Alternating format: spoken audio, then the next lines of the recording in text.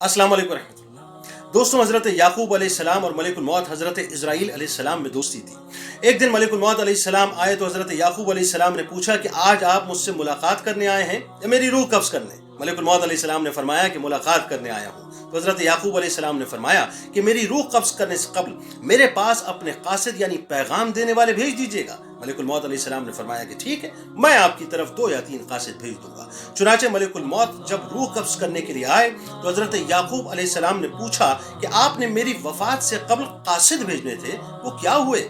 Molecule मौत अलैहिस्सलाम ने फरमाया कि काले बालों के बाद सफ़ेद बाल, जिस्मानी ताकत के बाद कमजोरी और सीधी कमर के बाद कमर का झुक जाना। ए याकूब अलैहिस्सलाम, मौत से कबल इंसान की तरफ मेरे ये कासिद ही तो हैं। लिहाजा दोस्तों याद रखिए, मौत के यही 3 कासिद नहीं हैं, बल्कि बीमारियां भी तो मौत की कासिद हैं। बीनाई का और समात का कमजोर हो जाना और खत्म हो जाना भी तो मौत के कासिद हैं।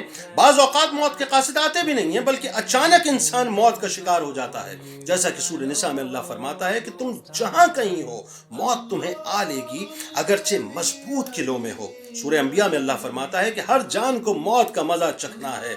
एक हदीस शरीफ का मफहूम है कि लोगों में सबसे ज्यादा अक्लमंद और इज्जत वाला वो है जो मौत को सबसे ज्यादा याद करने वाला और उसकी तैयारी करने वाला है। एक और हदीस का मफहूम है कि अपनी मजलिसों में लज्जतों को मिटाने वाली मौत को कसरत से याद किया करो। लिहाजा अपना माल, ताकत, कुर्सी, हुस्न, जवानी, मनसब और इन आने जाने वाली सांसों पर भरोसा मत कीजिए साहब। मौत से पहले बस मौत की तैयारी कीजिए। इस वीडियो को जरूर शेयर कीजिए। अस्सलाम वालेकुम।